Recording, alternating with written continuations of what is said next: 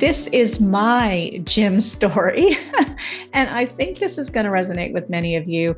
I was 21. This was in 1988. So again, I was diagnosed in 82. So I was just 6 years into living with type 1. I was about 15 pounds overweight. My A1C was in the sevens. I was not happy. And my younger brother took me to the local gym where he was the weightlifting. And I'll be honest, I was terrified. I felt completely out of place seeing everyone else walking around their leotards and looking fit. And I didn't feel like I belonged. But he did. He kind of took me under his wing and helped me. And he showed me how to lift the weights. And over time, I got more and more comfortable with it. And I fell in love with the stair stepper, which is funny because I still like to do the stairs when I'm at the gym. But, one of the things I noticed was just my change in blood sugar over time and just how my body was becoming more toned, was gaining more confidence. Obviously, I lost some weight, lowered my A1C. And that jump-started my commitment to being a gym enthusiast. And I have never left.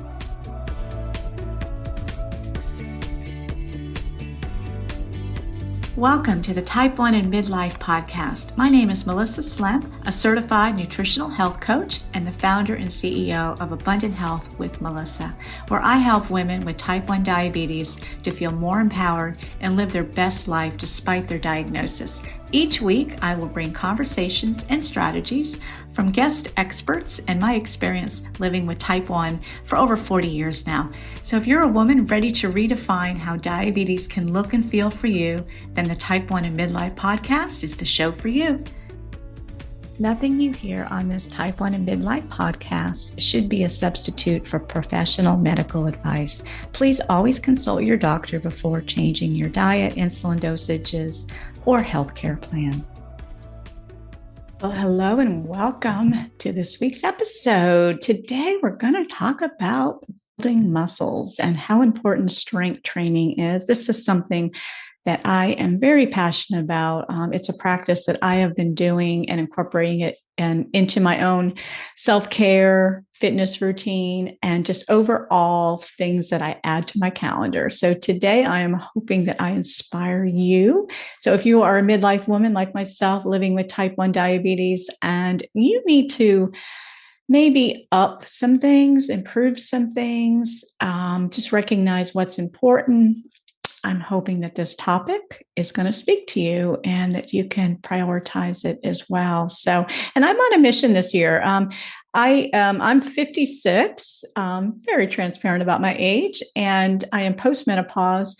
And I support women over 40. And this is what this show is here to do. This is a segment of the diabetes community that tends to get overlooked or missed. And we are important, women over 40, with all the changes we're going through, especially when we are also managing a chronic disease we need to be paid attention to. And I hope that the resources and my stories here and the guests I share will continue to support you. So just a reminder too, to please share this show. It's important that in order to grow our audience and to get some more amazing guests on here to share their expertise, that you rate and review and share this show with other ladies that you know who also need it. So let's dive in. There are some things, practical things. We know that diabetes it can feel like a roller coaster or train wreck some days because there's so many different things that do affect how we feel and function and ultimately how the blood sugar is responding.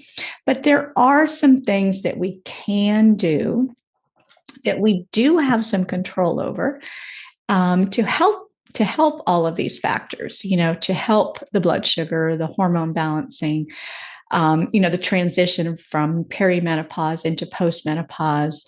And as you know, I'm a big believer that we need to believe that we can do that. And that really is the first step in knowing that you do possess the tools and the know-how, and you do possess that strength. It is in you. And with support and community, that sure helps as well. So we are happy you're here.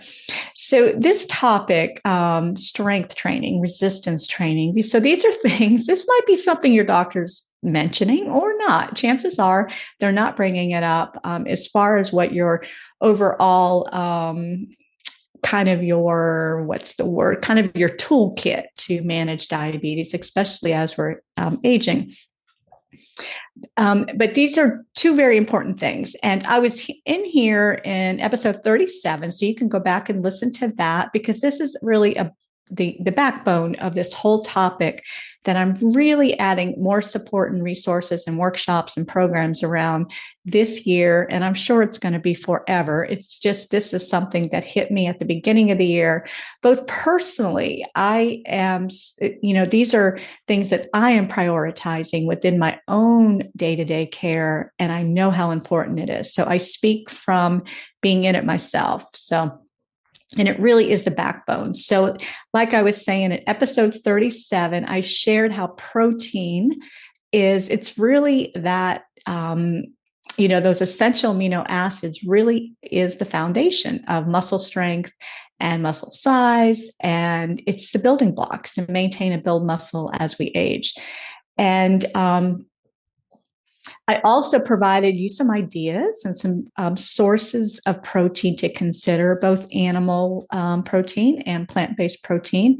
And I included some grams per serving ideas. And I have a free download that I shared in that episode, and I'll give you a chance here today to download that, because both of these topics of adding more protein and resistance training into your toolkit, your diabetes care toolkit, is listed in this free download. So again, look at the show notes here and you can get that. And it's a perfect place to get started. So I want to start with my story. This is my gym story, and I think this is going to resonate with many of you. I was 21. This was in 1988. So again, I was diagnosed in 82. So I was just 6 years into living with type 1. I was about 15 pounds overweight. My A1C was in the sevens. I was not happy. And my younger brother took me to the local gym where he was weightlifting. And I'll be honest, I was terrified. I felt completely out of place, seeing everyone else walking around their leotards and looking fit. And I didn't feel like I belonged. But he did. He kind of took me under his wing and helped me. And he showed me how to lift the weights. And over time, I got more and more comfortable with it. And I fell in love with the stair stepper, which is funny because I still like to do the stairs when I'm at the gym. But, one of the things I noticed was just my change in blood sugar over time, and just how my body was becoming more toned, was gaining more confidence. Obviously, I lost some weight, lowered my A1C. And that really, that jump-started my commitment to being a gym enthusiast. And I have never left. I've always been an active gym member wherever I've lived. Specifically, it's been here in the same town. And I love the atmosphere. It's inspiring. There's community. There's other people, men, women, or whoever, different strength training classes, or just the weight room itself. And I think the biggest thing is that I like it. I like how my body feels, and I like how it's impacting my diabetes. And now I'm seeing how it's impacting hormone levels as well. So that's another added bonus that we'll get more into here in just a minute.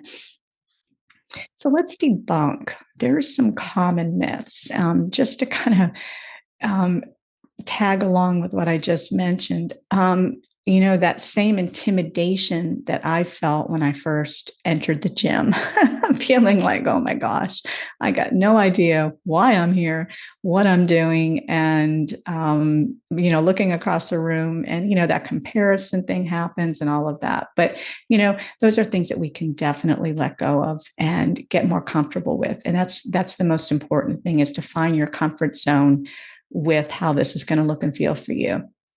So one of the common myths is that we're going to bulk up and look like a man, right? That we're going to get too muscular and our muscles are going to be big, and we're going to look not like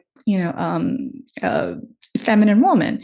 So, and I will be the first to say that it's physiologically impossible. We lack enough testosterone to bulk up like a man. So that is that hormone that does promote muscle growth. So unless you are adding that to your hormone recipe, and that's something definitely to talk with your doctor about, but generally speaking, it takes a lot of testosterone to run through a woman's system to notice any sort of bulking up appearance. So trust me on that. The next one is that we're just going to injure ourselves, and I think this goes back to getting proper guidance and referring to a trainer. There's so many resources online that you can find, but it's real important to understand the muscles you're working, to go slow, to concentrate on proper form, and again, to ask questions. A gym atmosphere really is the best way. I think there are trainers available that can help you and to get you started. And this is really just like anything, when we know how to do something properly, we're more apt to avoid injury or to fall into some troubles with it. So definitely ask for help. And even online, there's way too much, right? There's a lot of tips out there. And I had a conversation that will be in here on the show in a few weeks with Deborah Atkinson. So she's a hormone balancing exercise coach and the host of Flipping 50 show. Don't miss that amazing discussion. So, and we're going to dive even deeper into this. And she's just going to help just kind of explain more of these myths. And we talk through it. But yeah, we're going to incorporate weight training into your routine and just find some real doable ways to do that. So stay tuned for, I believe that's going to be episode 44. So it's in about 3 weeks. So another myth is that it won't help you lose weight, because I know typically we go to the gym and this is the way that we are kind of wired, ladies. I am guilty of this myself, that, steady state aerobic exercise is really good to burn blood sugar. And that is something I continue to do as well. But muscle weight boosts our metabolism too. And it requires glucose and calories just to sustain itself. So the more muscle we have, the more metabolically active our body is going to be. And it also improves insulin sensitivity. You will notice, and this is something if you pay close attention to your CGMs or your glucometers when you're, before, during, and after a strength training workout, that cortisol may be something that gets dumped, which is a natural thing, but that can point our blood sugar up slightly. So that's just something to be aware of and maybe set your basal rates accordingly. Again, this is something that you're going to have to just kind of play around with. It's such a unique response, and it's different for all of us. So it's something to be aware of. So yes, muscle burns calories, it burns weight, and it kind of proportions. I'm looking for the word. Just our shape and just the way our body is kind of made up. So definitely something to think about and to look forward to when you decide to get resistance training on the top of your list too. Now, another myth that it's not for us older women, which, oh my gosh, in hindsight, obviously prevention is key. So the sooner we can do this habit of adding resistance training into our fitness routine, the better. So that we don't get to this point where we're in our 40s or 50s and 60s and we're saying, oh no, it's not something I can do. I'm getting too old. But that is such a myth, because we need it at all ages, especially when we age. And I'll get more into that in just a minute. But regardless of age, starting this habit early reduces the risk of osteoporosis and osteopenia. And it helps us prevent injuries and fractures. So this is definitely something we all want to avoid.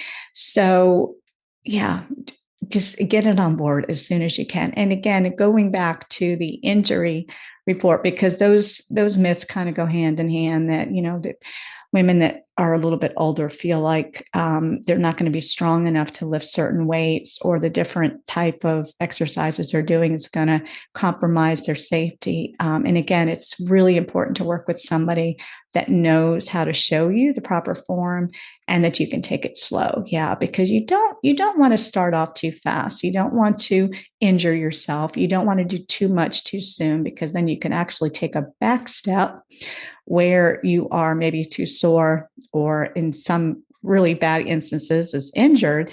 And then that's going to really make you second guess stepping back in and giving it another try. So these myths, these are just a couple. These, I think, are the most common that I hear, and that I've even said myself back in the day. But they point to the truth, and just some of the many reasons why women at any age need to add resistance training into their routine. So why do women really need to lift weights, especially women over 40 with diabetes? So just a few facts. With age, natural muscle loss does occur. Even after the age of 30, they say that we lose up to 10% of muscle. Again, if we're not activating it, if we're not using it, we lose it. And that's just a steady decline as we age. So by the time menopause comes, it's, mid 40s, late up to late 50s. And we're not staying active. We're not engaged with those barbells and those weights. It's just a natural occurrence that we're going to just keep losing and losing and losing. So, and this points back to the emphasize what I emphasized in the previous episode about the daily protein intake, because muscle is it's that backbone. It is what's needed to maintain and grow our muscles. So again, these two actions go hand in hand. And insulin sensitivity drops as estrogen levels drop. So, and that happens again, it happens at different ages for all of us. And we get weaker bones. So all that kind of happens at the same time, ladies. I'm sorry. So as estrogen levels are dropping, as we're entering the perimenopause stage, and our insulin sensitivity is dropping, our bones are getting weaker. It seems like it's going to be just an out of control situation. But, that's why we're here talking about it. It's real important to be aware of what's really, it's happening naturally, but it doesn't mean that it has to continue, or to be inevitable, or to be, leading to the osteoporosis and all of those other diagnoses. So again, information is powerful. And today, I hope this helps you. Another thing is that it building strong muscles, it helps us with maintaining, just the everyday functional movement, like working around the house, lifting, taking care of grandkids, running around town with errands, getting in and out of the car. I know this may sound silly, but little things like this really can literally trip us up if we don't have a strong body, strong bones to support us. So think about that as well. It's not just, it's not just the weight that we're lifting in the gym that is, that's obviously building strength and muscle size. But doing it's for the everyday functional movement. And I think that's the most important thing, because as we age, it's just so vital, right? Again, we want to avoid the weak bones and those diagnoses, which can even slow us down even more, right? And then there's fear around a diagnosis of osteoporosis. And then you wonder how or if you can stay active again. And then you might be put on other types of medication. And that can just be an out of control situation. And you can feel trapped by it. So I'm all about prevention and being proactive, and to get these practices in sooner than later. You think about those other diagnoses like an osteoporosis, bone density issues. It affects all areas of your life, as a woman, as a mom, as a grandmother, while you're still carrying the load of a chronic disease. So again, let's do all we can do in these two things, which is adding protein and building those muscles, are two things that we can prioritize. So let's do that. So some other benefits, I wanted to run down this list too, of resistance training. So, and there's different types of resistance training, whether it's body weight exercises, free weights, or using like resistance bands. There's obviously machines that are inside of a gym area that you can use. And again, ask for help if this is the way that you're going to make your first step into getting this in. But some of the benefits is, this is really points to living with diabetes, is that it really does avoid the blood sugar roller coaster. When our insulin sensitivity is more sensitive and it's more, it's stronger, more consistent, then our time in range can be more consistent. And I know that's a goal for you, and it's a goal for me. It's something that we're always got our eye on. And like I mentioned before, bone density and building our strength, our endurance, improves, just to repeat, it improves our glucose utilization. It enhances insulin sensitivity and our hormonal balance. So as we are shifting through those stages when all the reproductive hormones are starting to drop, it does help to support that transition. Again, I think about just the act of going to the gym and making this part of your day, how it naturally utilizes energy. It helps us sleep. We tend to be more hydrated when we have this sort of a lifestyle. And when we are working hard at the gym and putting that time in, we're also eating better. I think these habits really build on top of each other. It's one of those things where, well, if I'm going to add time and, to be committed to one area of my life and it's going to affect this area of my life, well, there's a lot of motivation in that, isn't there? When all that can come together and for it to get easier over time. This should not be a burden. It should just be something that you see the results, you feel the results, and you want more of it. And that goes hand in hand with all of the factors that really do support our blood sugar and hormones as we're aging.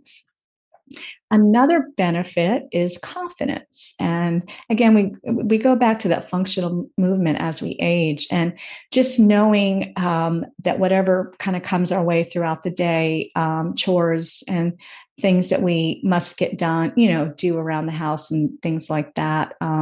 Depending on, you may have a job that is more physically active too. So think about that as well. That requires more stamina, endurance, and some muscles to make your job a little easier. And, I think too, these are all like the practical physical aspects of how resistance training helps us. But it's also, I pointed to this at the beginning of the show, is just knowing that there's something we can control. There's so many things each day that throw blood sugar and our emotions out of sync, which seems quickly. But if you can factor these two things in, like how much protein you're eating and how many times of the week that you are devoting to strength training into your lifestyle, it is a win-win. Okay. These are things that you've got on your list.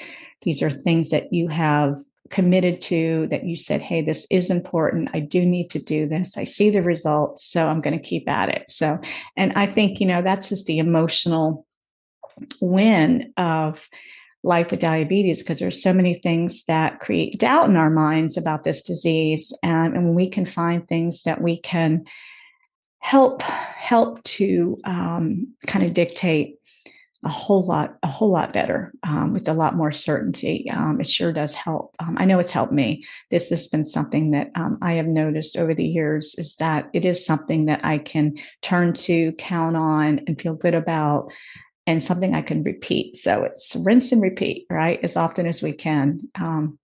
So now that we understand the significances, something to consider too, is to determine when, where, and what type of resistance training you will incorporate. And just a couple tips here. But again, I do encourage you to download my free resource. You could look at the show notes right here.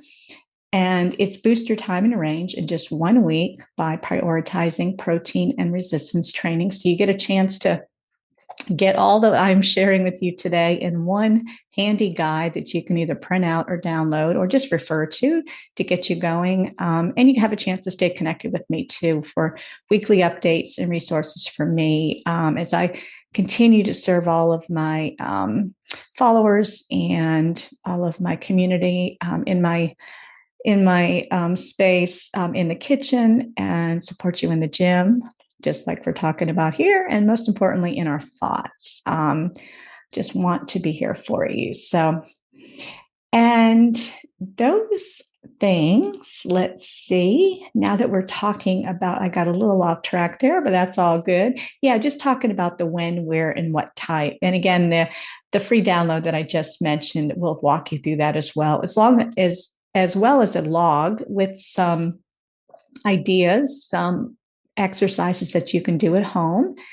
And also, I linked a YouTube video. This is a 2-minute short video, and it demonstrates the best non-resistance band exercises that you can fit in easily 2 to 3 days a week. And they are using resistance bands and or body weight. It's a super easy thing to follow. Just to watch and to get some ideas. So you can get started with that as well. So I just wanted to repeat to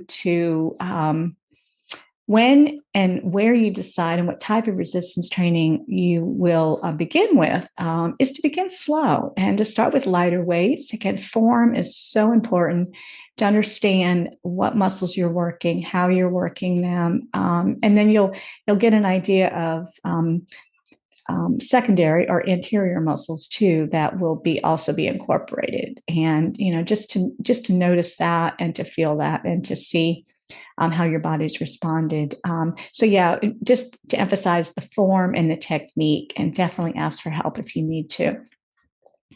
And always to allow 1 day of rest between strength training sessions. So let's say you're working a couple specific body parts, say like the back and the biceps. You definitely want to take a day off or two in between working those same muscles, because we actually build and we help to maintain and to build those muscles on the days that we rest. So all the action happens when we're resting. When we're in the gym and we're lifting the weights is when we're kind of tearing down those muscles and those tendons and joints and all of that. But it is that time that we're resting that it has a chance to grow and to repair. And that's where you really see all the steps with the bone density too, and all the added bonus with that. Another thing to consider, and this is a question I get a lot, is what about cardio exercise? And I'm a big believer in that. What I tend to do is I mix both of these types of exercise into my routine when I do visit the gym. So I might start off on the stair stepper for 20 minutes just to get warmed up, get the blood flowing. And then I'll just walk over to the weight room area, and I'll do a couple different body parts, usually do 3 sets of 10 to 12 reps. Again, we want to challenge ourselves. We don't want it to be too easy. Again, form is the most important, but to be very, very intentional about what muscles you're working. And that takes about 20, 30 minutes, depending. And then I might finish up with just a slow walk, just to kind of walk it out. So that could take up to about an hour at the gym for myself. And that's been kind of a routine I've been doing for years, and it's worked. And yeah, just definitely consider cardio as well. Walking is the best, biking, whatever is attainable for you, whatever is something that you can put your shoes on and make happen, and something that you're going to continue to do. That's the most important thing, right? Consistency. So I hope that helps. That gets you started. And again, reminder to visit the show notes here and to get that free resource to get you going. It's a step-by-step action guided resource for you to tap into. So I welcome you to download it and to stay connected with me. So, and just in closing, there's no pressure to join a gym. Where, like I was saying, where, when, and how is something that you can get creative with. And whatever is attainable and sustainable. That's the most important thing. But I do encourage you to find a way to get resistance training into your routine. And if you might be like me, where you've been lifting weights for a while, for a long time, and maybe it's time to challenge yourself and your muscles to lift a little bit more. Again, make sure you have some help or some guidance and a spot, somebody to help spot you if you're on a machine that needs where you need to be watched, again, so that the weight doesn't hurt you. So just a little added tip. But yeah, don't be afraid to challenge yourself. And again, keep those muscles strong, keep that blood sugar more sensitive, keep the hormones in better balance, and let's feel good about our time here aging with diabetes. And it is not something to avoid. It is something to celebrate. And I hope this topic resonated with you today. And just a reminder to please rate and review our show. It's a big help for us to grow our audience so that more women in midlife searching for support and some trusted resources can join us too. So I appreciate you listening. And please reach out if you have any questions on this topic or comments. I'd love to hear from you. You can visit me on Instagram at bloodsugarboss and just pop into my DM. Again, I would love to meet you there as well. So with that, I am going to close it. We will be back here same time next week. And I hope you have an amazing day and the rest of the week. And be filled with hope and blessings. Bye for now.